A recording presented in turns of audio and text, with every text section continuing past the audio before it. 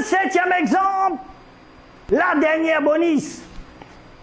Selon le christianisme, Jésus est le chercheur de Dieu, parce qu'il a dit dans l'évangile des Jean, chapitre 10, verset 30, « Mon Père et moi, nous sommes un. » Et dans l'évangile des Jean, chapitre 8, verset 58, Jésus leur répond, « Amen, Amen.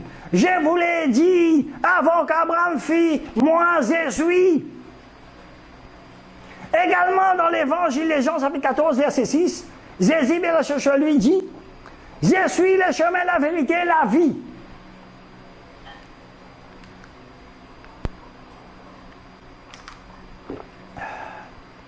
Mais je demande au rédit du christianisme incluant vos évêques, quels sont les contextes selon l'évangile des Jean, chapitre 10, verset 30? Il faut lire les contextes, versets 23 à 34. Verset 23, et Jésus, Père chercheur, s'est promené dans les temples sous les portiques de Salomon. Les Juifs chercheront à les lapider. Jésus, Père chercheur, lui, et lui disant, ce n'est pas pour une belle œuvre que nous voulons te lapider, mais pour un blasphème, parce que toi, qui es un homme, tu t'es fait Dieu. Jean chapitre 10, verset 33, les Juifs de la loi ont donc appréhendé ces propos de Jésus et la Chacholi dans son sens littéral. Verset 30, mon Père et moi nous sommes un. Ils l'ont compris comme signifiant je suis Dieu. Mais Jésus et la Chacholi les démontre. Alors que ce n'est pas pour ce qu'il a voulu dire, il les a dit, verset 34. N'est-il pas écrit dans votre loi? J'ai dit, vous êtes des dieux. Il arrive donc à la loi d'appeler Dieu. C'est auquel la parole de Dieu fut adressée. Il renvoie au Psaume, chapitre 82, verset 6. Vous êtes des dieux, vous êtes tous fils du Très-Haut. Voilà les contextes, on comprend que Jésus et la Chacholi dit, en substance, que Dieu protège les croyants et que lui, en tant que berger, est là pour que les croyants ne s'égarent pas et demeurent dans la foi. Ainsi, dans les contextes, Dieu et Jésus et la Chacholi sont un dans l'objectif de protéger les croyants.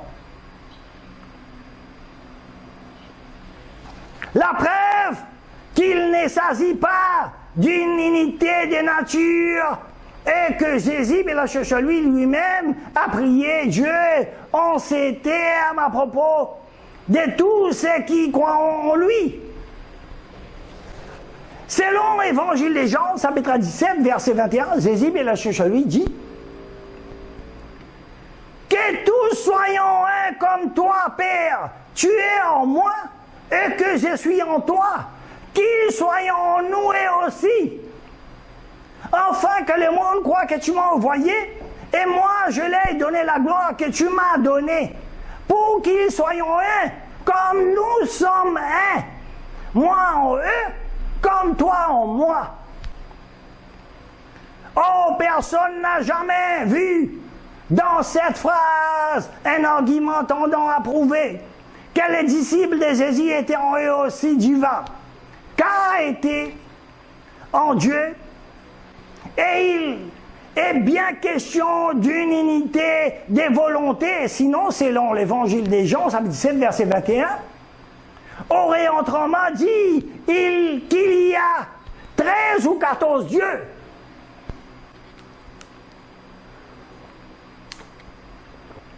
Également dans le livre d'Exode, chapitre 7, verset 1, l'Éternel dit à Moïse, Père chez lui, vois, je t'ai fait Dieu pour les pharaons, et Aaron, ton frère, sera ton prophète. Mais aucun juif n'appelant Moïse, Père chez lui, Dieu. Métaphoriquement, c'est lui qui représenta la parole de Dieu et Dieu. Car c'est une expression du langage juif. En hébreu, un représentant de Dieu est appelé Dieu. Même Satan dans le deuxième livre des Corinthiens, chapitre 4, verset 4, est appelé le Dieu de ce siècle. Mais je demande au régime du christianisme inclinant vos l'évêque. Quand Jésus, Pélam lui a dit « Je suis », signifie il est Dieu. Il faut lire les contextes. Selon le livre d'Exode, chapitre 3, verset 14, selon l'évangile des Jean, chapitre 8, verset 58, Jésus leur répondit « Amen, amen, je vous l'ai dit avant qu'Abraham fît, moi je suis. » Les mots « je suis », égoémie en hébreu, Jésus répond « Eheye azar, eheye, je suis ». En grec, dans les Anciens Testaments, Horon signifie je suis. Nouveau Testament, c'est égoémie en grec. Ce n'est pas le même mot. Les mots égoémie, moi je suis en grec égo, et les pronoms cisés dès la première personne du singulier correspond à je. Égoémie est cité 4 ou 5 fois dans la Bible, et si appris, il est même cité pour Satan. Les je suis est utilisé par Jésus et lui dans l'évangile des Jean. Jean-Baptiste, Pélam lui, devant l'insistance du questionnement, si à son identité il emploie les égaux, je, sans les verbes émis, être, manquons bien ainsi la différence entre son identité et celle des Jésus, Pélam lui. Une autre personne qui permettra d'utiliser égoémie, c'est l'évangile des Jean, chapitre 9, verset 9. L'Averne dit Elegen hoti égoémie signifie et lui-même disait je suis. Donc en utilisant la logique, nous devrions tous adorer l'aveugle parce qu'il a dit égoémie je suis. Selon le livre d'Exode, chapitre 3, verset 14, alors Dieu dit à Moïse, Pélam lui, je suis celui qui je suis. Puis il dit, tu diras ainsi aux enfants d'Israël, celui qui s'appelle je suis m'a envoyé vers vous. Selon les livres d'Actes, chapitre 21, verset 39, et aussi Actes, chapitre 26, verset 29. Paul dit, Gaï égoémie signifie tel que je suis. Donc en utilisant la logique, nous devrions tous adorer Paul parce qu'il a dit égoémie je suis. Les centurions du Matthieu, chapitre 8, verset 9, se désignent lui-même de cette façon, car moi aussi je suis un homme placé sous l'autorité. Ainsi, pour les centurions romains utilisant tous les deux une déclinaison identique du même verbe grec, les centurions va même jusqu'à ajouter moi aussi je suis, c'est comparant ainsi d'une certaine manière à Jésus et la lui en termes d'autorité. Donc en utilisant la logique, nous devrions tous adorer Paul et les centurions romains parce qu'ils ont dit égoémie je suis.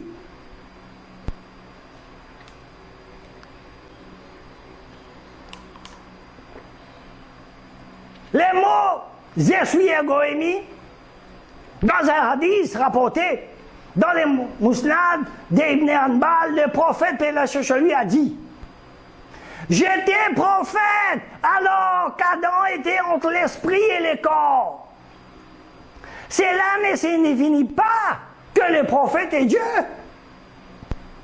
Le Coran nous explique les étapes de la création humaine dans la sourate Araf, chapitre 7, qui veut que nous, êtres humains, nous étions créés tous en même temps, en tant qu'âme, puis la deuxième étape. Chacun de nous sera créé en temps humain, c'est-à-dire l'âme rejoint le corps, donc Jésus, Pélam lui, existe en tant qu'âme avant qu'Abraham fût envoyé comme messager de Dieu.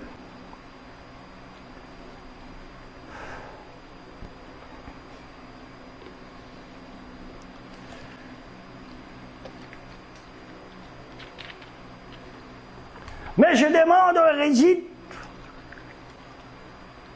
du christianisme inclinant vos l'évêque, quels sont les contextes selon Jean chapitre 14, verset 6. Il faut lire les contextes, dit verset 1 à 5.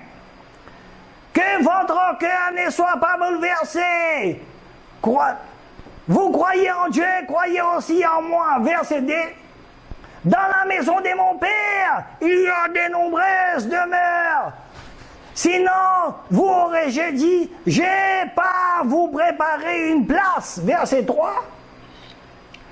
Car je serai parti, vous préparez une place, je reviendrai vers vous. Je reviendrai, je vous emmènerai auprès de moi, afin que là où je suis, vous soyez vous aussi. Verset 4. Pour aller où je vais, vous savez les chemins. Verset 5. Thomas lui dit, Seigneur, nous ne savons pas où tu vas, comment pourrions-nous savoir le chemin? Verset 6, Jésus, lui dit, je suis le chemin, la vérité et la vie. Nul ne vient au Père que par moi. Ces passages s'appliquent pour tous les prophètes en les temps. Chaque messager pendant son temps est le chemin, la vérité, à Dieu Tout-Puissant. À l'époque de Moïse, Moïse était le chemin, la vérité et la vie. Aucun homme ne venait à Dieu Tout-Puissant, mais pas Moïse, paix la chez lui. À l'époque de Jésus, lui était le chemin, la vérité et la vie. Et à l'époque du prophète Mohammed, paix la chez lui, il était le chemin, la vérité et la vie.